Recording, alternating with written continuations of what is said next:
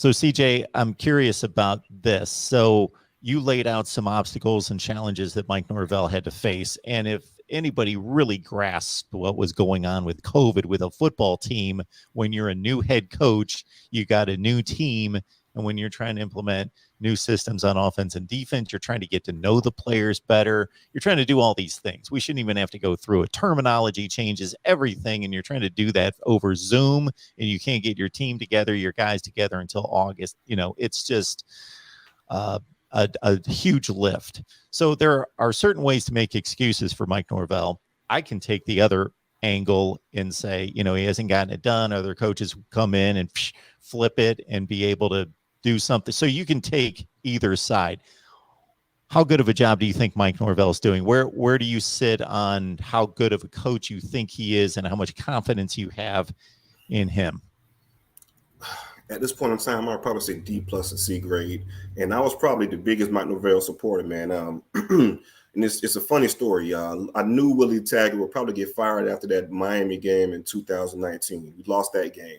So should he have gotten fired? Where do you stand on that? I don't. I feel like he should have gotten not mid-season. He should have definitely got at least the rest of that year, full 2 years. I don't think a head coach should be fired prior to 3, unless it's something egregious that has happened prior to them being fired. I mean, prior to those 3 years that warrant the contract to be terminated. So no, I wasn't a fan of the Willie Taggart firing. Florida State just saw the saw the program going on in a different direction. It wasn't a direct correlation of wins and losses, just a lot of things on the back end that made them feel like, okay, the time is now. But no, I wasn't a component of getting Willie fired right then and there.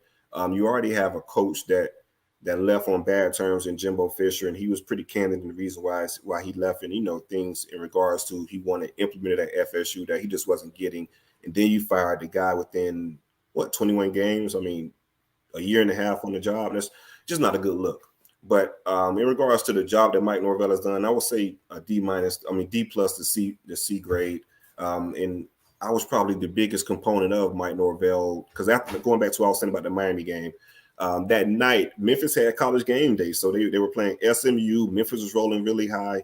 So I watched the Memphis game against SMU, and they looked really good. Offense looked really good.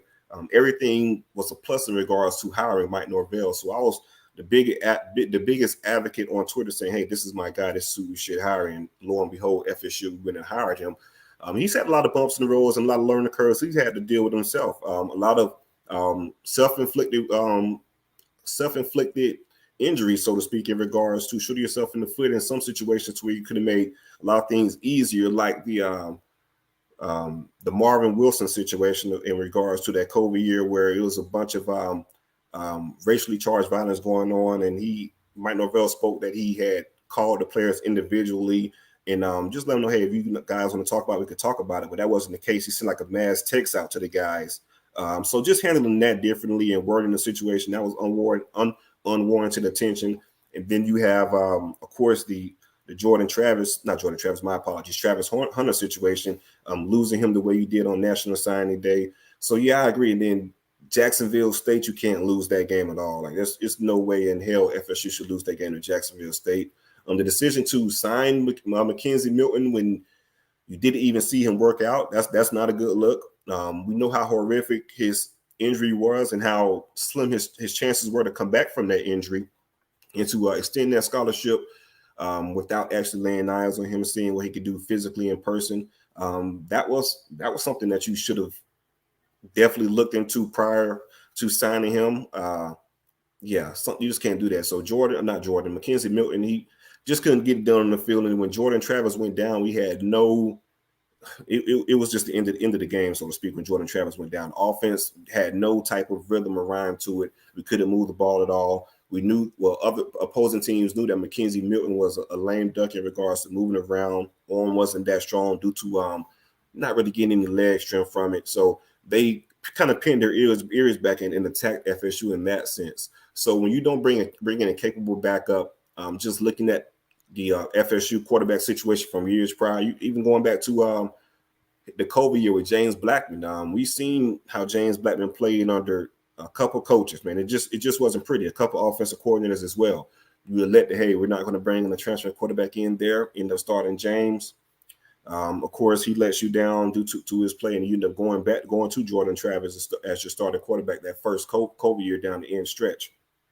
So it's a lot of self-inflicted a lot of self-inflicted wounds and injuries that Mike Norvell has done to himself, but he also has done a lot of good things and had to shorten the stick of a lot of things. So when you got a program like FSU, where it's a lot of issues at hand as it is, and you're still a learning coach, because Mike Norvell when he got hired, he was like 38 years old, if I'm not mistaken. So you're still learning how to be a head coach. Your only experience is at the G5 level. You come into a situation that's pretty much already in flux with FSU. It's a tough situation. So I think probably the best thing for FSU at that point in time is to have someone proven on the P5 level that know how to handle these situations. But again, 2 years in, like I said, going back to Willie Taggart, I think he should have gotten the full 3 years. So after this third year, it's going to be a hard judgment for Mike Norvell and where we at as far as the program moving forward, whether it's with him or without him.